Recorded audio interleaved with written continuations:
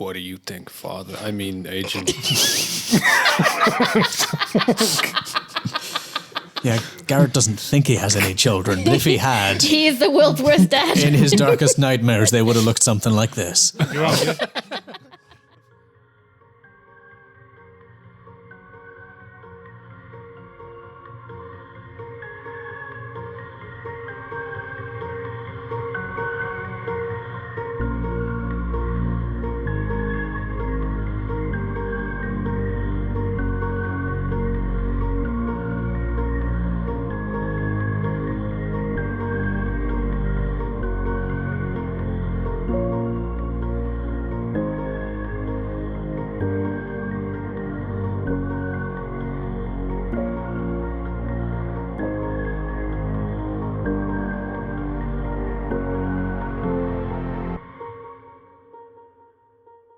Hello!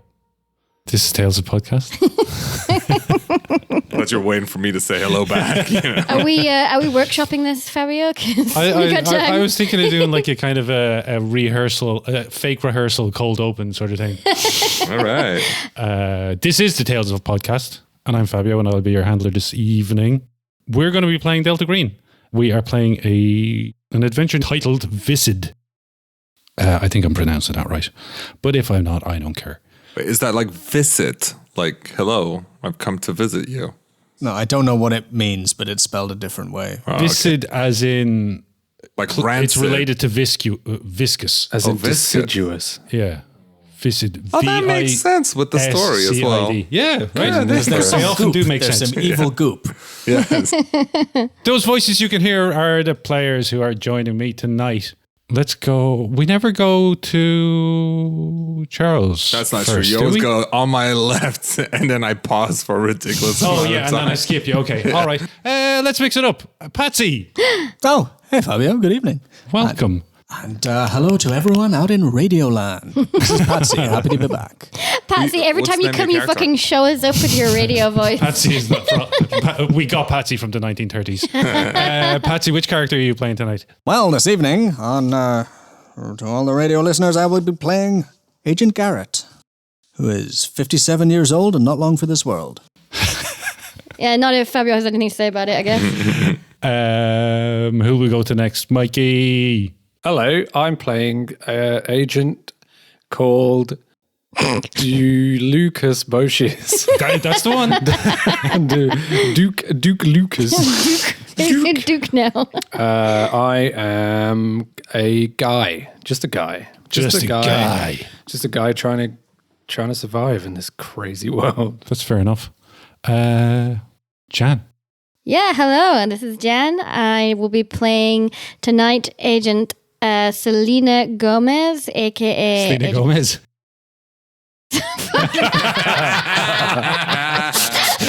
Okay, let me try that again. Selena Goodwill. Damn, I set myself up for failure with that one, huh? That's literally what I think every time you say your character's name. yeah, definitely.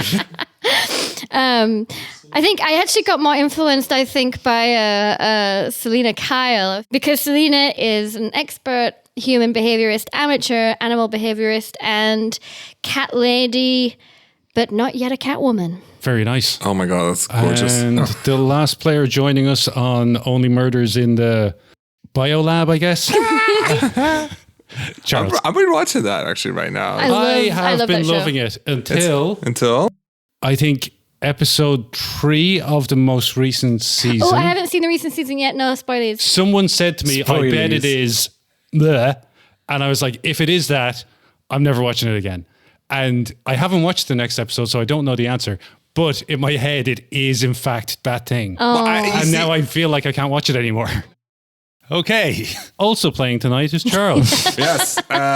Playing Eric Peraz, also known as Agent Michaels, the world's bravest and bestest fireman, who currently has fuck all to do, and I'm not angry about it. No, I'm not actually. I'm actually enjoying it. It's good. Bravest and bestest fireman, so Yes. his mommy always tells him. That's right. Even though he's estranged from his parents somewhat, a little bit right now. I think that should change tonight. All right, let's get into it. Last time on Tales of MCell, we were in Washington and we were investigating some dastardly do's. Or daring do, not daring do's, but Not daring dastardly do's. don'ts. Deeds? Deeds. Done dirt cheap. And, well, why don't you guys give me a I forgot what the word is. A synopsis. A rehash. A rehash. All right, someone want to take point? Yeah, and where episode 1 ends is... Episode 2 ends. No, where episode 1 ends, because now we're recapping episode 1. Are we? Yeah, where do we divide? Episode 1 ends just before you enter the house. Wait, I was very confused. You said the house, and I was thinking, we Spooner Avenue was like a year ago. in the house! We never left. Gotcha! You're still playing the last module. Okay, so what are our agents going to do next? Go to the strip mall. I want to see some buddies. Was that even? No, that wasn't agreed on. We weren't going to go to the strip mall. What reason do we have? Let's go to the strip mall. Go on. You really want a fire to fight? Let's go to the strip mall. I'll go. Fire's gone. The fire's still burning, sure. I'll start another fire to shut him up. I mean, I feel like my older, more cynical Delta Green agent is rather rattled by this whole pet eating business and wants to go hunting. I want to go with him. He's fucking cool. So the last thing we saw our agents do was go to bed, having been unsettled by the sight of a number of missing pet notices up on lampposts. And then you headed off to bed at the end of day 1 of Operation Malta, October 4th. It is the morning of October 5th, and you have all awoken and meet in diner across the street, I guess, to have coffee and discuss what you're going to do next. Classic diner scene. Let's say it's 8 a.m. Selena, the last game as well, has probably gone for a morning jog. Oh, yes. Good to keep a routine, especially when her mind is as fragile as it is. She's gone for a jog. She's in her Quantico tracksuit and is looking for just got this little twinkle in the back of her head of like looking out for unusual things and things that maybe remind her a bit of hypergeometry. Oh, I thought you were going to say she was cruising for ass. Well, I mean, she's never not. pursuant to both of those, I would tell you one unusual thing she does see is a 57-year-old man in an NWA hoodie jogging the other way. Just imagine like they're coming at each other from a really long road and then like slow-mo looking at each other as they go past each other and then just keep going. He gives you a I little... loved you in Hot Shots. He gives you a little salute and a smile. Agent Garrett starts his day early. And Selena has a little bit of a blush, shakes her head, goes on. What's Quantico? Still got it. The FBI training facility, isn't it? Yes. Yeah. Agent Morgan and Agent Michaels, what did they get up Fuck to early no, morning? nothing. No, they fall out of bed and go straight to the meeting. No, he goes gets pie. I wake up at 7 a.m. I go buy myself a pack of smokes. I smoke them. I'll buy another packet. For dessert. It's a good start of the day, you know? Okay, so we're in the diner. Let's Eventually in the diner, yeah. yeah, let's have a conversation You I'm already finally there. managed to corral us into over the diner. coffee. let's all talk about one topic now, as a group. Wait, who gets there first? It doesn't fucking matter. All right. Were we racing, Garrett? I'm already there. I imagine Gareth was there It first. was Yeah, It probably. was a bit of a weird race if you're running opposite directions. And since Gareth was there first, he would have picked up the newspaper on his way in. Oh, just reading the He gets newspaper to read the news. like the nice old man he is. Should I read this out loud? Yes, please do. Woman shot in Seattle restaurant attack. In a shocking turn of events, Evelyn Wells, a partner at the Dino, Belton & Wells Detective Agency, was shot in the arm yesterday while dining at the popular Seattle restaurant Qdoba. The incident occurred at around 1:30 p.m., leaving Wells critically injured and in a medically induced coma. Eyewitnesses recount a terrifying scene as gunfire erupted within the bustling eatery. Wells, who was enjoying lunch with colleagues, was struck in the arm by a high-powered gunshot. First responders rushed to the scene and she was swiftly transported to the Swedish Medical Center for emergency surgery. Medical professionals at the Swedish Medical Center have confirmed that Evelyn Wells is now in a medically induced coma to aid in her recovery. Her condition remains critical but stable. Evelyn's business partner, Ted Belton, was present at the restaurant during the attack but had no comment on the possible identity of the shooter or the motive behind the assault. The shooter is believed to have fled the scene in a grey sedan shortly after firing the shot, leaving patrons and restaurant staff in shock and disbelief. Local law enforcement agencies have launched a full-scale investigation into the incident, and Seattle Police Department spokesperson Maria Rodriguez stated, "We are actively pursuing all leads and working tirelessly to apprehend the suspect responsible for this senseless act of violence." While no concrete information regarding the shooter's identity or motive has emerged, authorities are exploring all possibilities and are not ruling out any connection to the recent firebombing of the Dino, Belton and Wells Detective Agency in Mill Creek. Both incidents have sent shockwaves through the local law enforcement community and have raised concerns about the safety of those involved with the detective agency. Residents and business owners in the Seattle area are advised to remain vigilant and report any information that may assist authorities in their ongoing investigations. The Seattle Police Department is urging anyone with information about this incident to come forward and help bring the perpetrator to justice. It's a little unusual that Belton was also there but appears to be unharmed.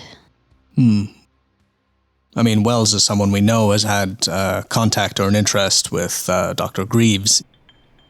So her relationship to the case, seeming like a bit of a smoking gun, if you'll excuse the phrase. Well, we want to go check out the Swedish medical facility and see if anyone's been checked in to go and visit our friend. Yeah, why take her all the way to Sweden? It doesn't make any sense. 0 sense. Is that a thing? Is that just the name of it? It's just a name. Okay, cool. I'm also kind of suspicious about this Rodriguez character.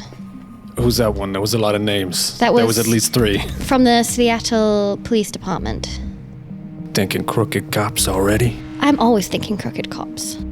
Well, yeah, I think we gotta go see that visitors roster. Talk to the person in charge of looking after Sleeping Beauty, and make sure nobody's allowed to go see her. Yeah, we don't want anyone finishing the job. It's already 2 attempts. Because it seems Third time's a charm. Seems like someone doesn't want her to wake up, and we could really use a word with her. Belton refused to give any comment. I think that we should go make him give comment. Well, business partners has a common motive for murder. If he stands to gain something. I mean, arson on the place of business and attempted murder. I think we gotta see that as a commonality. He hardly has a motive for both. But I agree, he probably knows something that we might like to know. Certainly. And Rodriguez said that they are actively pursuing all leads and working tirelessly to apprehend the suspect. So it'd be good to know what those leads are. That is exactly what the police say every time someone puts a microphone in their face. Of course. Still, we could liaise, see if they have any leads. Yes, because it would be good to know what they have in connection also with the firebombing. Okay, so what are our fearless agents going to do? I would still like to go and see the medical examiner. I still have an interest in checking out whatever ran out of that kitchen. I don't know if that's a multiple team job. We need to check out the body. We need to check out Belton. All other things being equal, I'm checking out the neighborhood, see if I can track this little bastard. See if I can follow up those missing animals, see if there's a pattern. If anyone else needs me for anything else, I can put that on the back burner, but that is what Garrett's most interested in. So, before you leave, you get a notification on your buzzer on your phone. It's 2017. You get an email, and it's got a report on some further information on Daniel Uli, First Lieutenant, U.S. Air Force. It confirms that yes, he died in 1992 in what was described as a training exercise, though much of the details were redacted about that. But some further searches by one of your pals at the bureau found his military records, and what was left unredacted did suggest that he had been seconded from the US Air Force to something called Project Bounce. Huh. It lists a wife, Isabella Uli, born 1948, a son, Malcolm Uli, born 1992, and an address for them, home, 19099 Pulaski Street, Billings, Montana. Wait, you saying the son never met his father? Wait, when was this? When did you say the son was born? 92? 1992. The son and mother have since moved, and they now live at 10441 Great Skyway in Billings, Montana. But you see from the records that they brought their phone number with them from the old address, and you do have that phone number now. Ah, okay. Did you guys try and track down Aaron Silverman? No, I don't think we checked him out. I think you tried to Google him on Wikipedia. You tried to found Wikipedia, nothing. and you found that he was just a dude.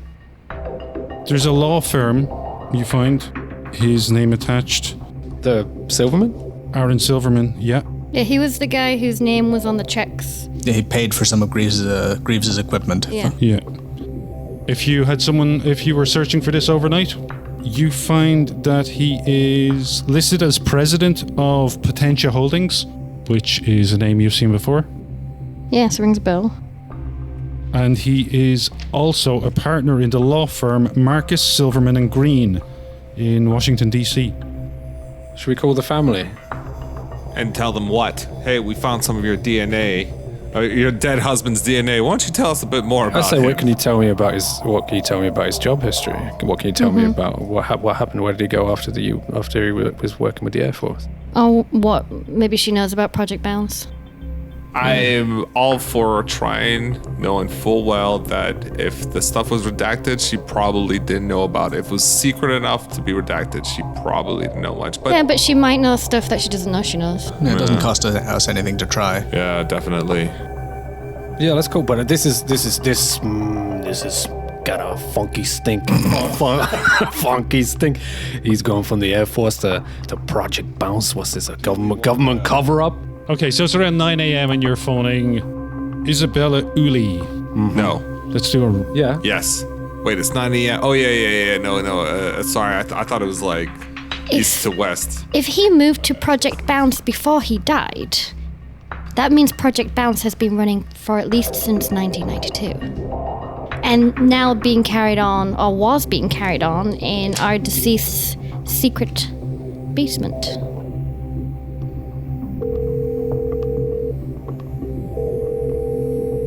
The phone is answered on the third ring by a woman who sounds like she's... What age would she be? In 2017. Like in her 70s. Born in 1948. Yeah. An elderly woman answers the phone. Hello. Nailed it. Heather sound quite late in life, huh? I don't know. Stop throwing shade at these people. No, I'm saying it's good. That's a kudos to them.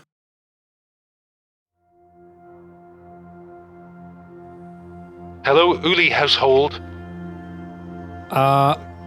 Good morning to you. Am I speaking to Isabel? That's correct, yes. Isabel speaking. My name is Special Agent. Nope, that's the one from the video game. My name is She's Special old. She doesn't Agent play video games. Lucas It's fine. Boschiers.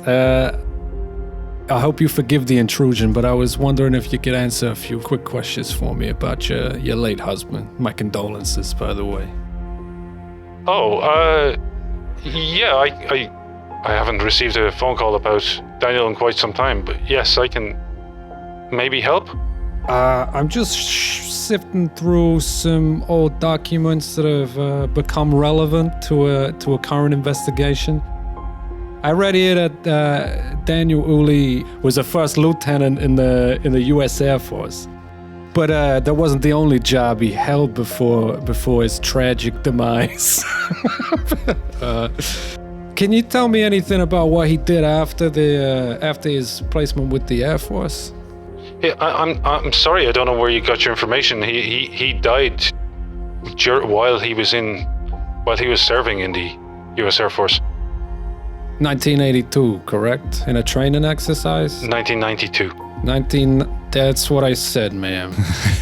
1992. He wasn't conducting freelance on the side. Maybe had a second job. No. I mean, he was he was working full time for the Air Force. He barely had time to get home. Do you know which base he was stationed on? He was stationed in several different air bases over the years. The last place where he was stationed was Mount Weather. Do I know where that is? It is in Upperville. Ma'am. Mount Weather, and this is where the accident happened? Yeah, his last posting was to the Mount Weather base in Virginia. I never saw the base. His work there was, he told me it was top secret. I guess he was working on some new fighter plane or something. Who knows? Top secret. Tell me, does anything come to mind if I say Project Bounce? She takes a moment, and you can tell that she's like thinking, maybe. I mean, if you could see her, you could tell that. But she takes a moment. She's quiet for a moment, and she goes, "No, I can't recall anything that might be relevant related to that word. I'm sorry. I really wish I could help." That's perfectly fine, Miss Uli. It's not a problem. Has there been some kind of update? We requested that we receive his remains, but after years of trying, I just gave up. Ma'am, I'm afraid there's been no update on that situation as of yet, but Okay. I've taken a personal interest in this case. Okay, thank rest you. Rest assured, if anything does come up, I'll let you know. Where can I reach you? I give her my personal number. Look, were you in contact with Daniel? Well, was you in contact with Daniel at all towards the end of his career, or was it totally top secret? No contact allowed. Oh, he got to come home probably once a week, and then once every 2 weeks it became less frequent, and sometimes he wouldn't tell me what was going on, but there was some kind of operation happening and he'd be gone for days at a time. Other times he'd be home every night. It was not consistent. Did he ever bring anything back from his station? Oh God, no. No, he was very by the book. He would never break the rules like that. Of course. You ever heard of a man called Tibalt Grieves? Perhaps a superior or a colleague of your husband? It's not ringing a bell. No, sorry. Silverman. Oh, he's a lawyer. He wasn't always a lawyer. How about Silverman? Yeah, he was a hot piece of ass that she used to fuck. No, she hasn't heard of Silverman either. Okay. Well, listen, Isabel, thank you. You have been an absolute gem to speak with. I'm sorry to intrude like this. I wish you a wonderful, pleasant day, and I will be back in touch if anything else develops. Yeah, you can tell by the end that she's started to get a little bit emotional. Like at the beginning, she was holding off, but yeah, definitely once she started talking about having never received the remains, she started to kind of break down. And by the time you're getting off the phone, you can hear her sob as she puts the phone down. It's been 25 years, ma'am. And she's never been able to put him to rest. As your Delta Green colleague, I forbid you to send any of his remains to her if we find them. We're burning them.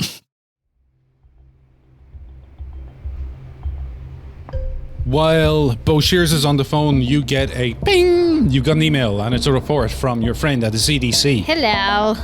No, that's not how emails work. Sometimes I say hello to my phone when there's an email. Oh, hello.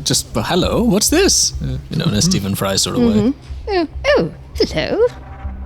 So you get a report back from your friend, and the subject line is ARD15, but that was what was on the packet.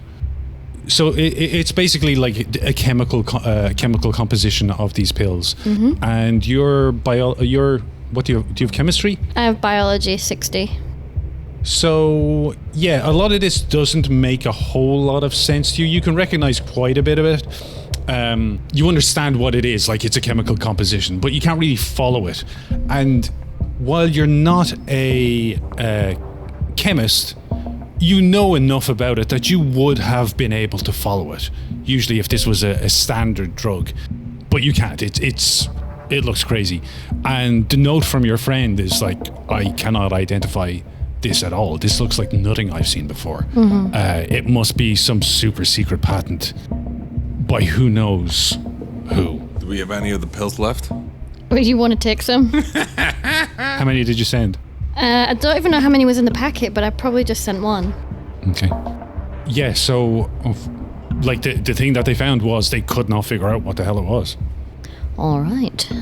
The mystery deepens, so they say. And I took them away, and I just had this idea. I've got, like, the Quantico tracksuit on, and then underneath my cat lady cardigan that's covered in cat fur. And I, like, took it away and make sure Paras doesn't see where I'm tucking it away. What if this is the antidote to whatever, and they didn't get to it in time? Then they'll have to come and see me. No, we will have to come and see you. Yeah, how many pills were in there? You want to try and convince me I should give you a there pill? was 10, so you've got There's 9 10. left. Ah. Shouldn't be necessary. Got a job for you, boy. You interested? You want to see some action? Yeah, of course. Let's go. Okay, where are you guys headed to? I'm sending Paras out into the woods, because I want him to chase after whatever's eating house pets, and then I want to go and intimidate some witnesses. Okay, cool. I figure we got a lot of ground to cover. Wait. If something's eating house pets, and Eric Paraz uses his wealth of nature lore, that's got to be what, like the size of a wolf at least? Yeah, a huge hand descends upon your, admittedly also huge shoulder. Says, listen, I need a man who knows the land. Are you that man? No, I don't know this land. I know land. No, I see it in your eyes. You're caged up like an animal. Yes, I am. Listen, something's eating out there, something that shouldn't be there. You know how to track? Yes. All right. Need you to make some calls. I've noted down the numbers of people who've missed pets if you want to triangulate. And I need you to see maybe where this thing's hiding, where its patterns are, whether it's going further away. Can you do that for me? Sure. Fantastic. And just like while I've sort of got him by myself slightly away from the others, it's like, Boshears looks a little twitchy. You trust that fella? With my life. He didn't shoot me after I took an axe to him, so... Did you? I now? actually He did. did shoot you. Oh, he didn't Well, shoot you me. had amnesia, so you forgot. Yeah. Not to kill, anyway. Yeah, so... At least that's what he tells me. All right, you're a most impressive crew. You gotta go out there, you impress me, but listen. You see anything, anything that makes the hairs on the back of your neck stand up, you don't do nothing stupid, right? Sure, I kill it. You call me, With fire. you call me, you call the others. Axe to the head. I got you. He stood there going, yes, do nothing. Wink. Yeah. I read you, fella. Where are you heading to, Charles? Actually, that idea of triangulating with all of the houses is pretty good. Let's start with that. Do you know how to triangulate? Sure. Surely I would, being a fireman that specializes in forest fires. I give you a map that I got from the hotel reception. And which witnesses are And you all the going tourist locations to visit. Well, one of them was the neighbor we didn't speak to, right? Okay, cool. Okay, so why don't you guys drive over to the house together? Presumably you can start your search from there, and you can talk to Mrs. McCready? Mrs. McCready. All right. This is the place, Paras. You want to do the talking? Oh, no. He does not know. No, I don't. You listened to the last episodes, right? Yeah, but Garrett didn't. Okay. He's out of his NWA hoodie and is now wearing his suit, of course. And he walks up to the front door. Is Paras coming along, looming over behind? I'll stay here. In the car? Yeah, I'm gonna start doing this work you gave me. That's a pretty good idea. All right, good man. All right, If you he need goes- anything, just holla. Likewise. Watch your six. I knock on the door. After quite a while, you hear shuffling on the other side and the sound of multiple locks being unlocked and chains being taken off and like a big bar pulled back. And then the door swings open and you see no one until you look down and there's a very little old lady standing in front of you. I reflexively bend slightly so as not to loom quite so hard, and I say, Good morning, madam. Sorry to disturb you so early. My name's Dr. Kemp Whitmore with the CDC. I wondered if I could ask you a few questions. Are you here about my dog? Actually, ma'am, I am. May I come in? Have you found him? Come in, please. Oh my God, I look a state. Hang on. And she runs and she puts like a cap over her curlers in her hair, and she pulls her like her housecoat together. And will you have a cup of coffee? I certainly will. Thank you very much for the offer. As she busies herself and points to a chair in the kitchen for you to sit on, and eventually she serves you a coffee in a cup on a plate, like jangling together in her very shaky hands, and she puts them down in front of you. Most of it's spilled, but like she's done her best. That's fine. He doesn't drink coffee. It's bad for his heart. And she sits down and starts drinking her own coffee. Okay, I ask her a bunch of like boring lead-up questions, like what her dog's name is and what his personality was like, so that she can like get that part out of her system. Yeah, she does. And yeah, I say I'm actually doing keeping track of a number of animals within the immediate region. It seems like there have been a number of disappearances. Yours is the first one we're following up, and it'll be top priority until the end of the case. Oh my God, there's more. I'm afraid so. Do you think it's a serial killer? It's a dangerous world out there, ma'am, but you let me worry about the answers. Oh, dear God. Oh, God. Poor Estes. Poor Estes. Oh, my God. She cries for a little while, and then she just gets herself together and pretend to drink my coffee and wait for her to stop. Yeah. She explains to you that she hasn't seen her dog since the morning of October 2nd. Mm-hmm. That was Monday. Okay, and I assume that is consistent. That was right after the assumed crime, right? That was when the delivery driver found the bodies. Uh-huh. Okay, interesting. Well, that's the closest. That's patient zero, pretty much. And did she see or hear anything unusual? Like, was the dog outside the house? No. Yes, he was outside the house. Usually in the mornings, I let him out for his morning constitutional, and he spends a little time playing in the yard and chasing squirrels across the street there. But usually he's back in by 10. But not that morning, and I haven't seen him since. Well, with any luck, he's still out there chasing squirrels somewhere, and you'll see him again soon. Oh God, do you think so? Absolutely. Okay. Well, thank you for being so comforting. Was your dog chipped at all? Would be able to recognize him if he was found, perhaps by animal welfare? Oh yes, he had a chip and he had a collar with a little bell on it. Nice, excellent. I would also ask about the size, so we can see, like, is the size of the missing animals increasing in size, or? Yeah, we talking like a wee little dog? Yeah, it was a King Charles Spaniel. Okay. A small one. Right, and the footprints leaving the kitchen seem to be consistent at that point with a small animal, though difficult to tell what they were.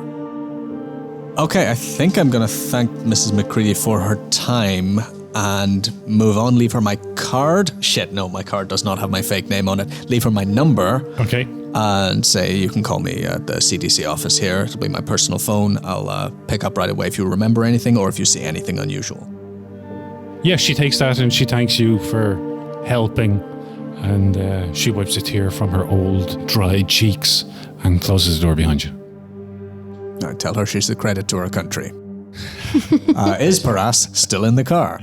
Where is he? You haven't done anything. Nah, I've been triangulating. All right. With all of the... if you can explain to me how you triangulated, then I will give you a critical success triangulation. He's just written 3 dogs' names on a piece of paper and drawn a triangle between them. No, we have multiple missing dogs. I have 50% navigate, which I think should count for something. Just saying. And if I've learned anything about triangulating, which I haven't done in about 15 years, you just get 3 points. You get and then you draw some lines on the paper, and then voila. You've got a 30 survival as well. Yeah, I do have 30 survival. A 40 also search.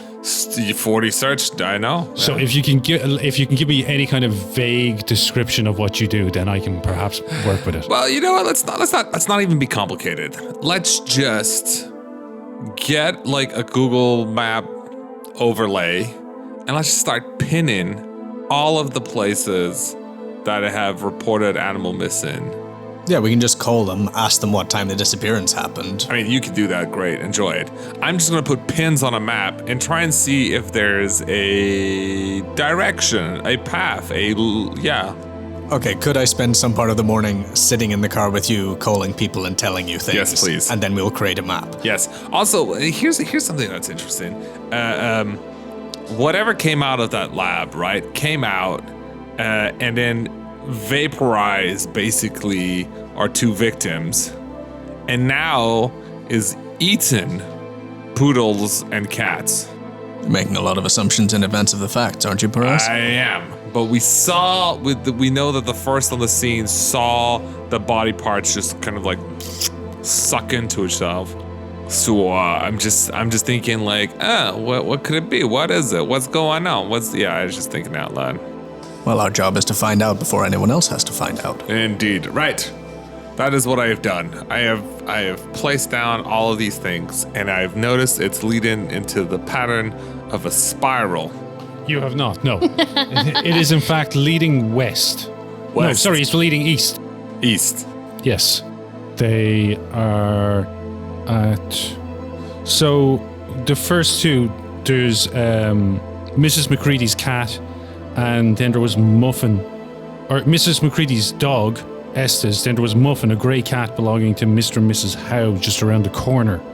That went missing, they think, sometimes late on October 2nd. October 3rd, Elliot, a collie, was missing from 26 Drive Southeast, which is a little east from your location. And would you say that Clearwater Forest is to the east of where we are now?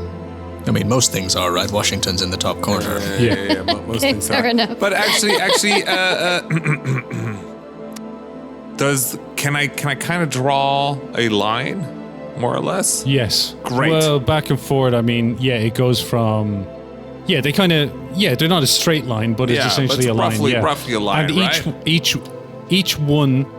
each day, the distance between pins becomes... Larger. Longer. Great. So with that, I can roughly get a bearing, more or less. Now I'm going to take the map of the USA, and I'm going to draw that bearing across. And now I just want to look at that, and I want to just... You know what? What's the name of Uli's wife? Where's she now? Isabel. Isabel, where's she living now? In Montana. She's in Billings, Montana. That's east. That's east. Is that where Uli creature is going? Or is it in more of an Idaho direction? Yes. Well, yeah, but I was thinking about that. But the problem is the crash happened on the 4th. You have to pass through Idaho to get to Montana from Washington. Yeah, but also that happened on the 4th, and the whatever it was already heading east before they flew the genetic material and dropped it in the middle of the forest. So seems like it doesn't quite correlate. At least that's what I think. Yeah. Interesting to know where it's going, but rather more relevant to find out where it is right now, wouldn't you say? Well, we know which way it's going. I also realize to do triangulation, no, the only way the triangulation works is if I look at a map and I look at where I'm looking at and I take that bearing and then I draw a line and I take another point and I take that I draw a line to me, and then that's how I can find out where I am. But whatever, we know in the direction it's going. We also know that it's accelerating. Well, Considering that you know that each day it's increasing by a certain amount, would you be able to tell whereabouts it is now, or I don't know where if the it's next? a linear Not with any kind of acceleration accuracy, or not. Yeah, I don't know if it's a linear. yeah, this is kind of imperfect data. If it forms any pattern at all, then that's nice. Yeah, and it's the reports of people who have lost their pets. Yeah. There's probably a couple of outliers there who are about to get their pets back after, they get hungry or whatever. Okay, Grizzly Adams, do you think with your knowledge of woodland tracking, do you think it's any point going after this thing, or do you think we need more information?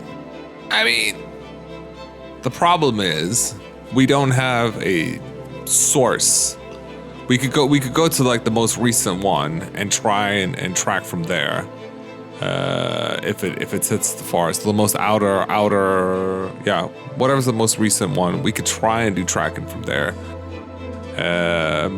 But if it's still in an urban environment, there's not a lot of tracking that can be done in that sense. Is it? Like, has it gotten, like, out of town by this point? Yeah, what's the latest report? The latest report was from yesterday, October 4th. It was a Great Dane. Oh, fuck. So it is getting bigger. Disappeared. There's also no guarantee that like some of these could be coincidence. Yes. People lose their pets all the time. Yeah. But the fact that we can draw a line and Also, if they're not, we're Delta Green agents and there's something that can eat an entire Great Dane walking around the place, I feel that's pretty high on our list of priorities. we've just assumed that that's what it's doing. It's eating, but perhaps all it's doing is just kidnapping them and putting them in a van. Maybe it's just an animal collector. Maybe it's starting an army. It could be, or maybe it's taking over their bodies. Jumping from bigger to bigger body. We're all jumping around to a lot of conclusions without a lot of information. Yeah, are we hunting So or let's are stay we on target. No. We need to see if we can shake Wells out of her coma. Yeah, you guys I go mean, do that. you can do that, but because I'm gonna go to the medical examiner. Well, we could stay in the town, and these guys go tracking if they want to track it down. Okay. Patsy, what's Garrett's awareness? Awareness is... Damn, where is that? Alertness, 50. Alertness, sorry. 70. I'm going to make you roll because 70? you were not paying attention. What do you mean I wasn't paying attention? You were not doing what I would need you to be doing to give this to you for free. Oh, I see. Yeah, I assume we were arguing. Yes. Roll an alertness for me, please. Wow.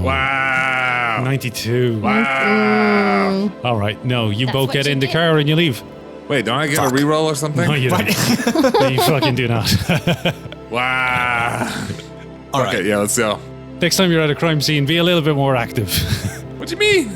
I'm not at a crime scene. All right. Where shall we go to the medical examiner next, or Sure. do you want to go to? Are you ready for the medical examiner?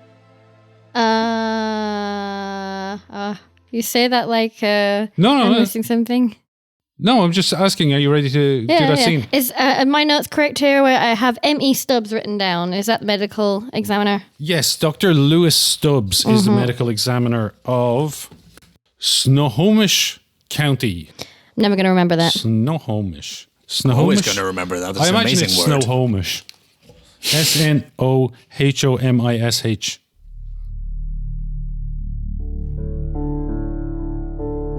He is a white male, 55. And yeah, he welcomes you into his office. Who do you identify yourself as?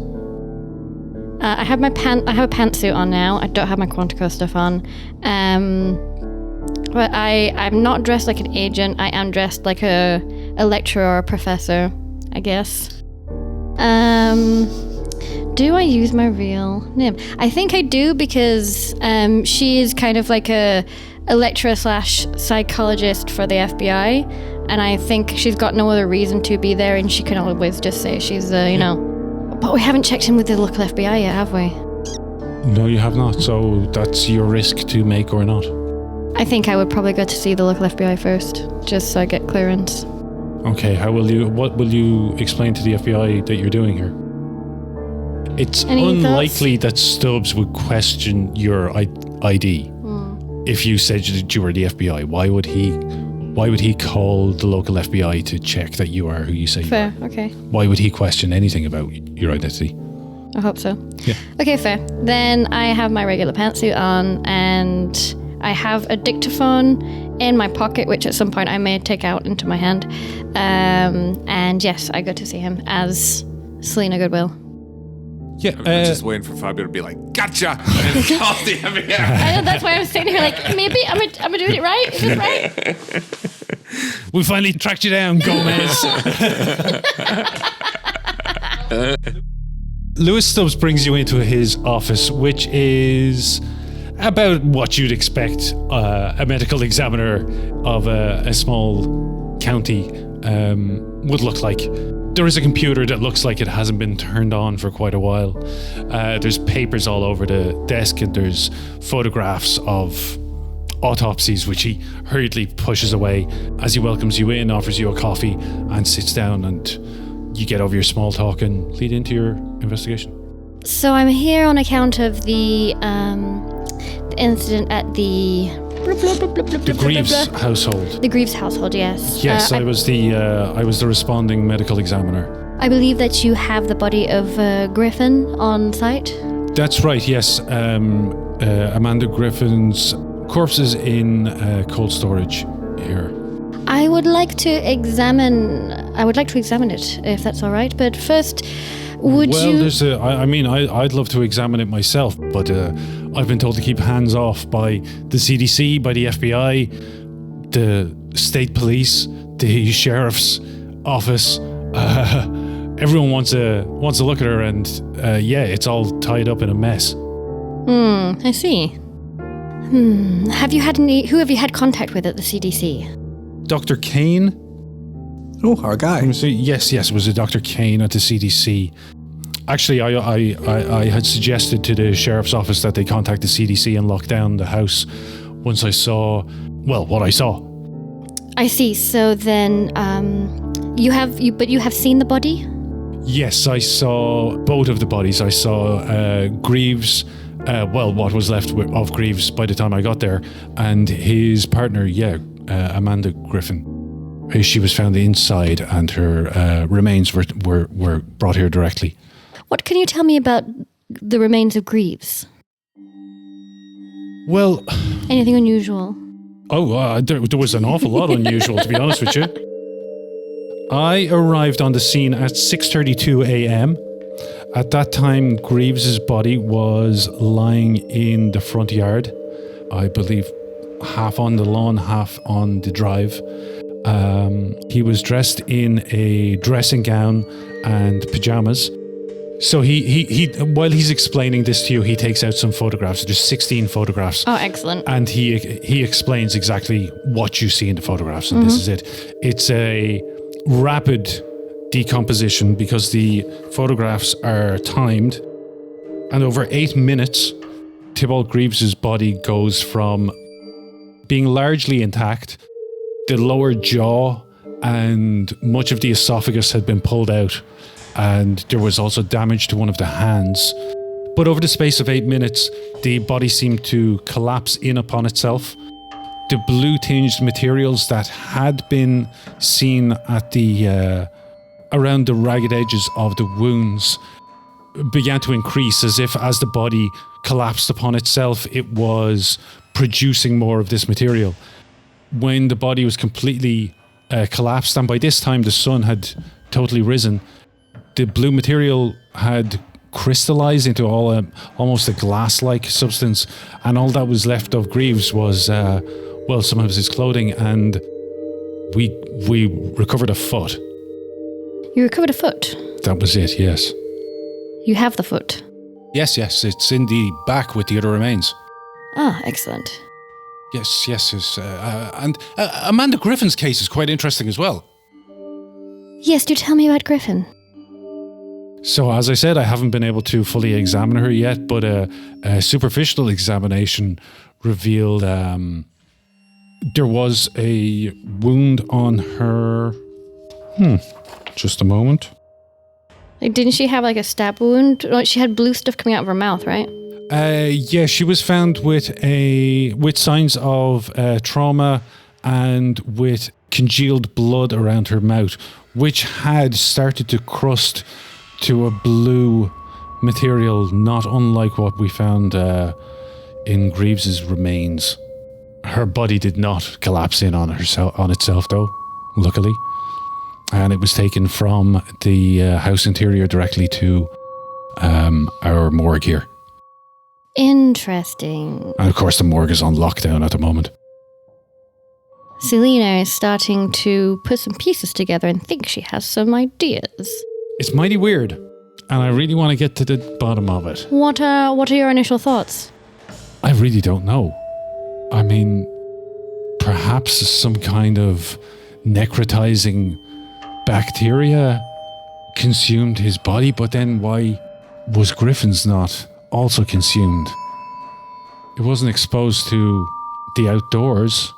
Yes, Griffin was found inside the house, yes? Yeah, but the door was open. The sunlight was entering into the house. Could it be photosensitive? He goes to one of his files and he checks it out and he goes, "Yeah, we found her on the floor in the kitchen, but the blinds were drawn." Interesting. That is interesting.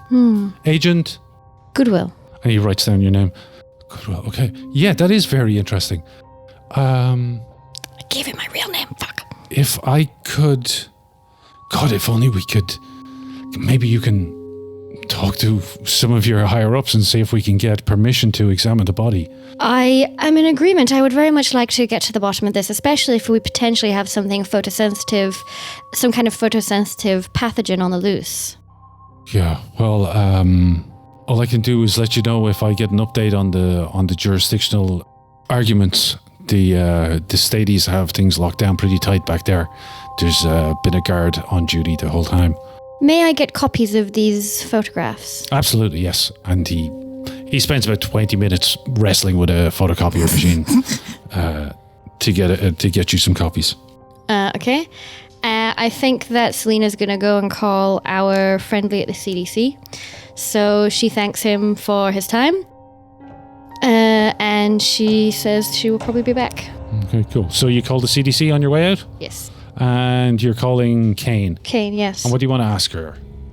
I want her to give me an update on this situation with releasing the body to examination. Potentially to have it moved to somewhere where we can examine it and not the medical examiner. Okay, well then I'm going to have to take 5 minutes to read this and find out where. Sure. Well, let's go to someone else just for now so we can keep the momentum up. Because I've been talking a lot. Okay, back over to you guys. Let me see. The last house. You want to check it out? Yeah, let's go to the last house. Can you share with us this photosensitive theory? Sure. I'm sure that we have a group chat or something going. Cool. All right, doesn't like the light. Maybe, perhaps. Is that what? Oh, do we know about what time? He It was 6:32 a.m. when he as arrived. the sun was rising, pretty much. Where can we go back to that place at that time on a day and see where the shadows are? One day when we get time, I'm sure.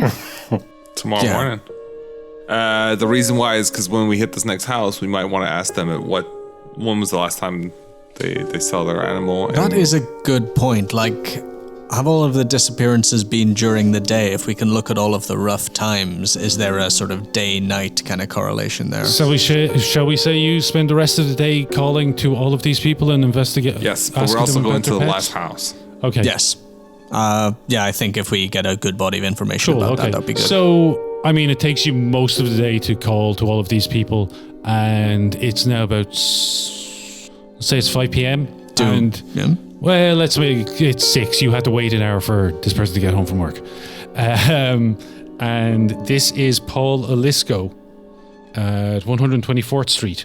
And you saw a flyer for his missing dog, Elwood. Is that the Great Dane? Yeah.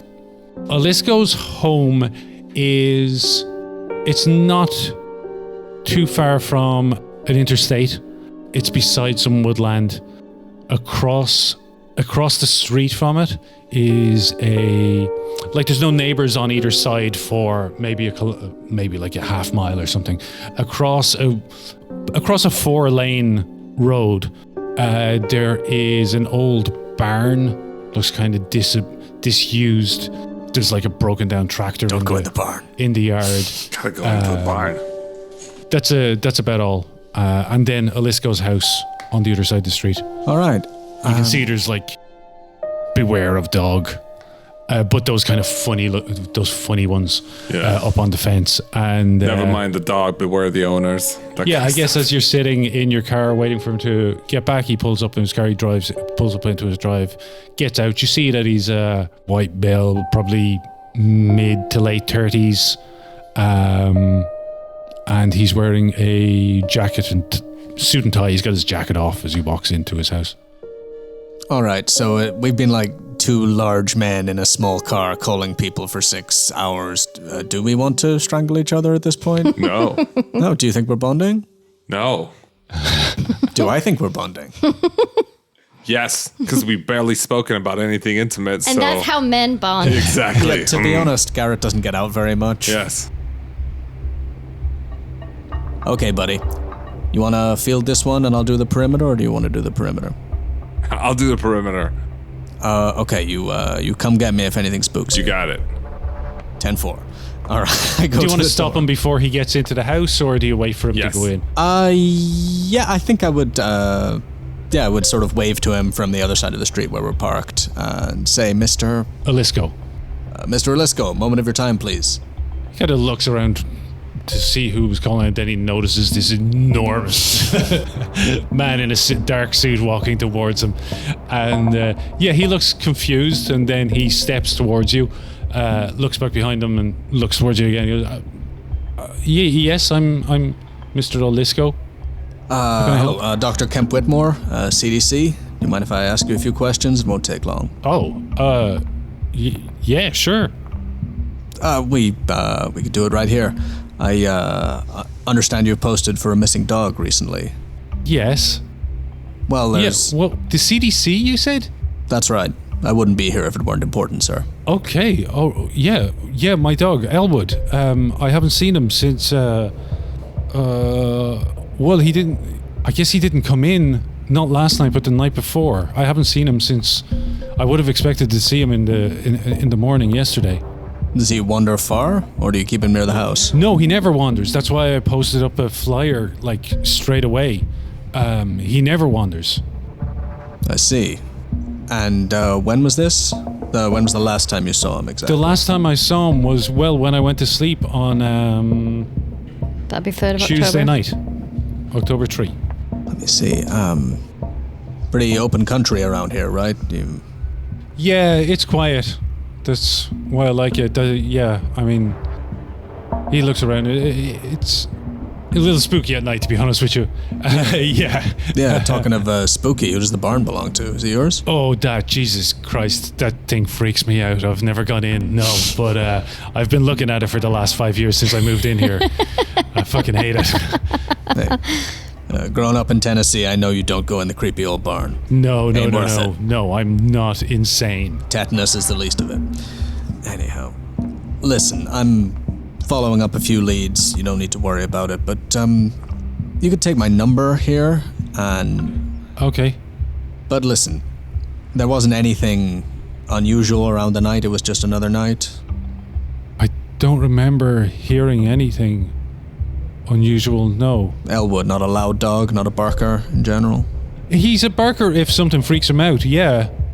Usually, but I've been having trouble sleeping lately. I've been taking these jellies. Knock me out. These purple jellies, they're delicious. So Garrett smiles understandingly and rattles his own pharmaceutical cabinet in his suit pocket. I see.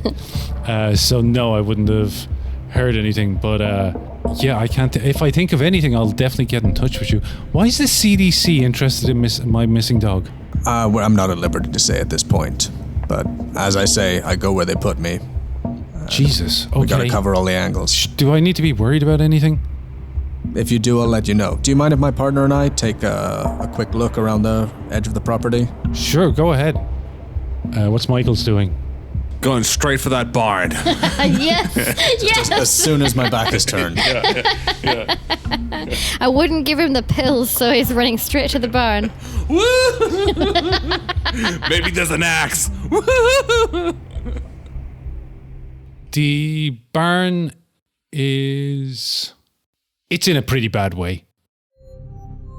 The door, from a distance, it looks to be closed, but as you get closer, it looks like it has been pushed open. And, I mean, your tracking skills are reasonable. The dirt underneath the door shows sign of like it having been opened Recently. reasonably recently. Any stains? Well, tell me Particularly what, blood stains. tell me what you do. I inspect the outside. I do a quick circle around, looking for anything. Yeah, on the out of other place. side of the barn, on the west side of the barn, there is another door, which appears to have been knocked down. Oh my! All right. Yeah, let's start looking around. I'm gonna step in. It's still quite light outside, so I think it's October. It's getting dark. Fine. I pull out my phone and a little flashlight because I don't have all my tools with me. Yeah, and I start having a look inside. There are tracks here. Great. It's hard to tell what it is. Something walked/dragged itself through this door, quite violently through this door. It appears to have gone to a corner where it looks like it made maybe a nest. It gathered debris around, and it must have spent some time there. And then you see there are tracks. They look a little bit bigger. Any fecal matter? There's no fecal matter, no. But the tracks look larger. There's things that look almost like a hand, almost like a foot, but not quite. These things are larger on the way out the front door than they were on the way in the back. Any blood? On these tracks? If you follow the tracks back toward out the front of the barn and toward the side of the road, and you've got a light. I'm gonna need a roll. Yeah. Because it's dark. You're using a phone. Search? Yeah. Oh, I fell. No, you lose sight of the tracks soon after fair dues. they exit the door, and that's where Agent Garrett finds him. What's the report? I think we're on the right track. Was it here? It looks like it. Come, have a look at this. I go and show him what produce I my show him. actual flashlight from the inside of my coat. Here we go. And What's your search? 60. And you've got a proper flashlight. Yep. Yeah, you're able to find the tracks that that Michaels was examining, and you can follow them to over near the side of the road behind like a bush, and here you find signs of some kind of scuffle, and there's blood. There's a little bit of hair, and then there's a drag mark towards the road, and you can in the dark, even with a torch, it's hard to make out, but it looks like some dirt has been dragged onto the road. Poor old Elwood. All right, is the short hair I found consistent, with a Great Dane or other large dog? I haven't been very close to a Great Dane, but yes. They're kind of short haired. They're Yes, very, they are. very short They're very hair, short yeah. hairs, yeah. all right. And there was a collar with Elwood on it. I forgot to Right, mention so order of events is mysterious something goes into barn, stays in there for an indeterminate period of time, comes out seemingly larger, meets Elwood, drags Elwood towards the road. You know, the interesting thing is every single living animal, even when they're growing, will at some point... He's going to talk about excrement. Absolutely. That's pretty important in terms of tracking, to be honest. Yeah, It kind of a is, central concept. especially within bounds of their nesting There is no spoor. No, that's why exactly it. Now that's peculiar. I think you put your finger on it. At least it's not in a. Well, I can't. That's the whole point. No. My point is, if it's growing it at a ridiculous speed.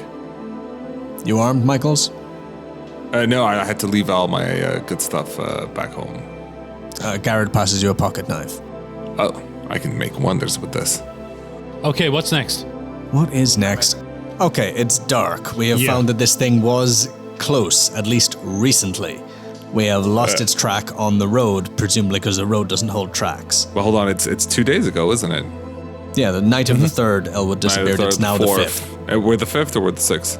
It's the night of the 5th now. The night of the 5th. All right, little fucker could be anywhere. Do you think it hijacked a car? That's what I was just thinking. Ate the dog, got bigger, and jumped in a car. Or So hitched a ride on something on the back of a lorry for all I here's know. the other interesting thing. A Great Dane, that's almost adult size. Yep. It hasn't attacked any adults, at least that we've heard of. Or perhaps we should start extending our search to missing people. Maybe it's smart. Maybe it knows to lay low. Maybe. I gotta say I don't like this, Michaels. There's no point following it on foot, but it's out there somewhere. Yeah. Yeah, let's look into missing people. That's something you can do. Sure thing. Should we head back to town? Absolutely. Let's link up with the others. Let's get some pie. You and your pie. I think we're gonna have to look into missing persons. It's going up the food chain, Michaels. They might have indeed. Next thing we'll know, it's eating a whole bear. We might be dealing with a giant. Come tomorrow. We might be dealing with a giant. Do this job 25 years, you won't be finding that so funny. Get in the car, Michaels.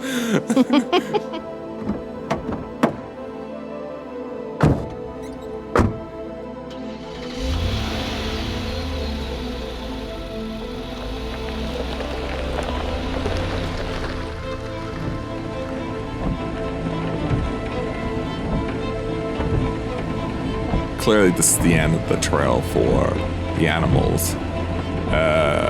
That's right. It seems like it was hunting for bigger and bigger prey.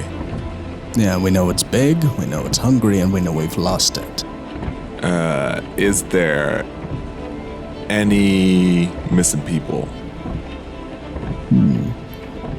Well, I can put the word out and do a search, but I think it's important that we do. We take that into consideration. also question is how many of these are we dealing with? What you mean? Well, other samples were taken from the house, right? You mean... Surely you don't mean the plane crash. I mean, I've been in this job a little while, and I don't want to use words like paranoid, but I think it might be worth a look. God fucking damn it. We're 3 days late. I mean, I'd rather have it in the middle of a forest than on the edge of town, so we got that on our side. You don't know what kind of wreck to the ecosystem? You don't know what kind of wreck to the ecosystem this could do. Sounds like you got no time to lose. Aye. God damn it. To think that I stopped and waited because of you pencil pushers. Story of my life, kid, I get you. We gotta get going. You gonna want some support out there? I mean, it's always good to hit a team. Why, you volunteering? You're taking point. Who do you want? I mean, who wants to trek up into the mountains with me? I could use a vacation. It's easier than Afghanistan. I've never been. I heard it's I- lovely this time of year. I No, have. take that. It sucked. Oh, man. All right, well, let's go.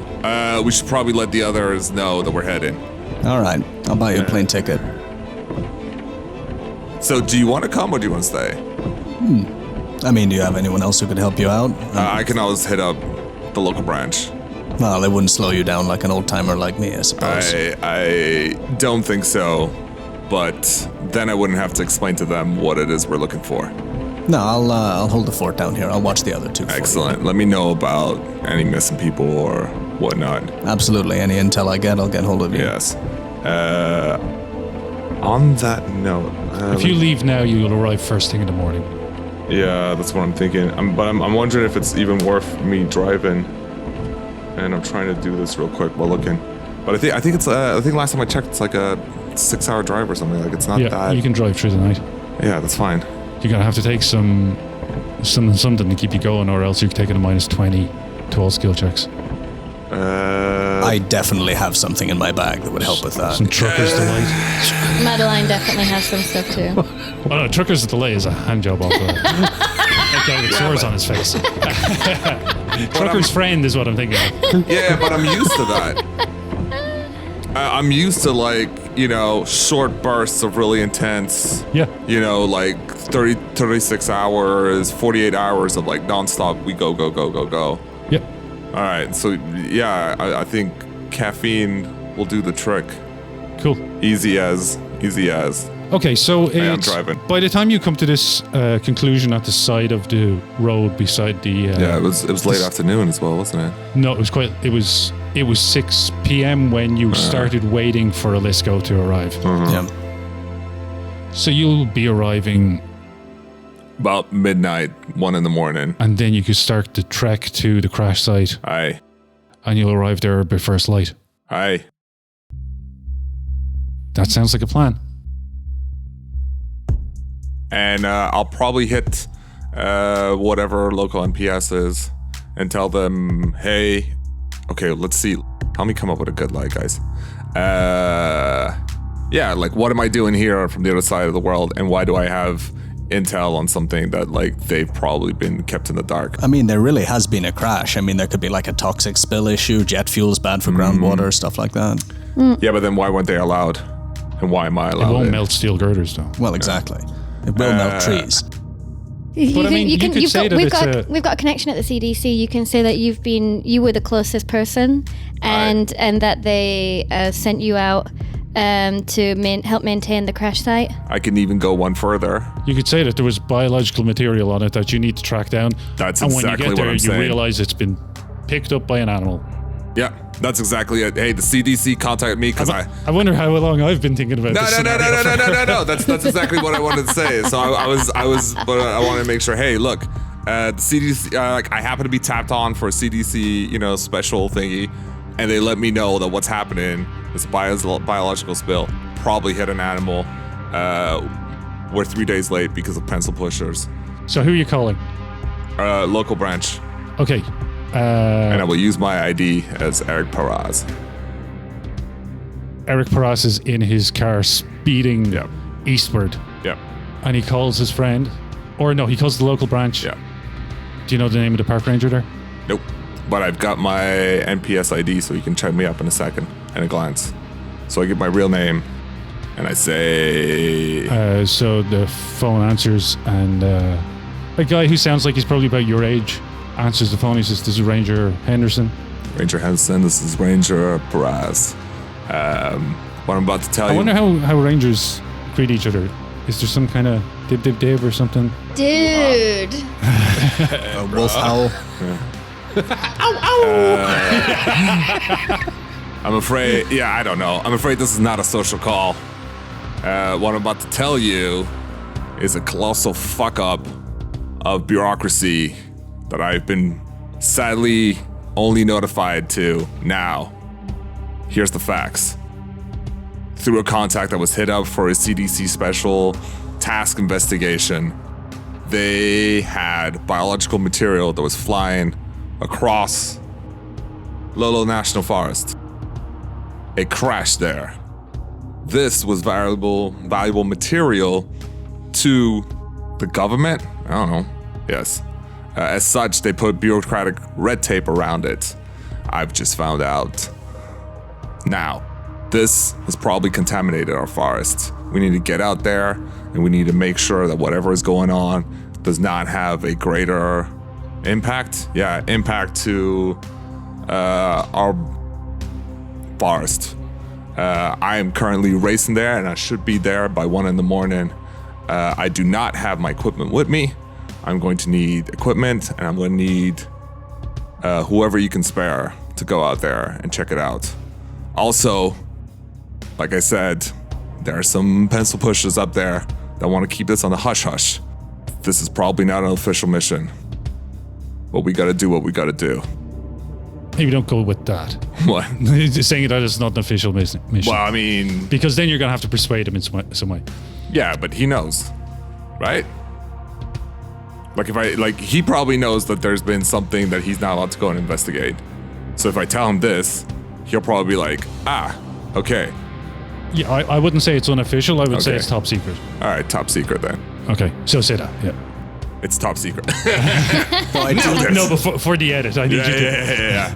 I do like the idea of, like, National Park Services all kind of like Batman, be like, the wilds are being threatened. Yeah. Oh, that's exactly what we sound like. The city is afraid of me.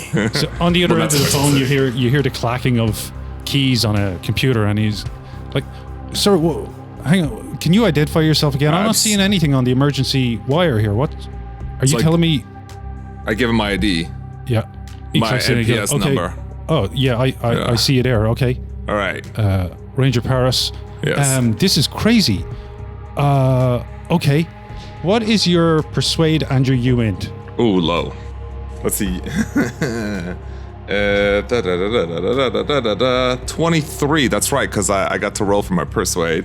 And my human, a beautiful 20. But don't I get a couple boosts just from being able to talk the talk, specifically when it comes to the Yeah, NPS? you do. I'm just figuring out if I'm going to make you roll on that. I think you bullshitted enough. But give me a roll on you, Mint. You got it. Sorry, I'm stealing your dice. Now, if I get 0-0, is that 100 or is that? That is 100. God fucking why? Why? This is every time I play Call of Cthulhu or play a Delta Green, all I get is the most absurd, like 99s, 100, all the fucking Well, time. 100's better than rolling 99 because at least it's not a critical failure in this true. system. But 100 is not a critical fail? No, but 99 It's is. not 99. 99 is Double digit. Oh, double digits. Well, no, I got double digits. I got 0 and 0. You wanna argue that your count? way into a crit fail? I want to argue my way, like let the dice fall where where they may fall. I consulted many forums in the last week on that very question because it came up in a game I was listening to, and I wanted to see what people in Delta Green said. And yeah, it's not, unfortunately. Okay, so you think that went okay? Aye. You're not sure. Aye. But Ranger Henderson has assured you that he'll be there when you arrive. Aye. He'll prepare an extra set of kit for you. Aye. And unfortunately, he's the only one available to go out with you. That's fair. But there's someone coming in to take over his shift, and he'll be able to leave with you as soon as you're here. What was his name again? Ranger Henderson. Henderson. I'm so bad with names. I gotta write everything down twice. Oh. Ranger Henderson, I thank you very much. We are going to have to bring our A game. We're already 3 days late, like I said. Okay, this is super fucked up, by the way, Paras. How did you get roped into this shit? I gave some talk way back when. Somebody from the CDC thought it was interesting, decided to pull me in on some question or whatnot. I didn't even know what I was getting roped myself into. Paras is on the lecture circuit. That's it. That's a good lie. You did TED Talks. No. It was like, bureaucratic. Hey, talk to like these 10 people, talk about whatever. This was East Side. This was East Side. Sorry, I'm like, where am I? Who am I? Yeah, this was East Side for a small select people. Whatever. They brought me in to consult on this case, and I did not know what I was in. Now that I know, You're an expert at chemical cleanups, perhaps. Same as everyone else on the NPS. we do what others can't. Okay. All right, this sounds fucked up. Get here as soon as you can. I'll be ready. I'm going to call someone now to take over my shift. Ranger Henderson. I'll see you soon, Thank you. Paris. And so we close on the worried face of Agent Michaels as he drives eastward into the night, into the dark woods of Idaho.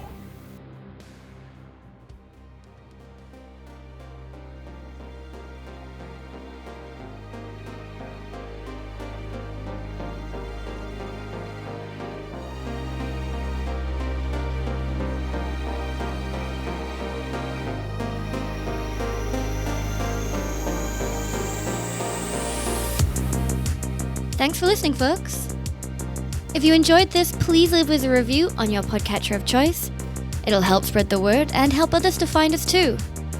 If you have any comments, questions, or just want to get in touch with us, you can. You can find us on Instagram with @tales_of_podcast. We'd love to hear from you. This week's Tales of Podcast crew is Mike as Lucas Boshiers, Charles as Eric Paras, myself, Jan, as Selena Goodwill and audio producer, special guest Patsy as Agent Garrett, and Fabio as our handler, as well as editor and co-producer. All music and sound effects used with permission and may have been edited or modified for use. Details and links can be found in the show notes. See you next episode!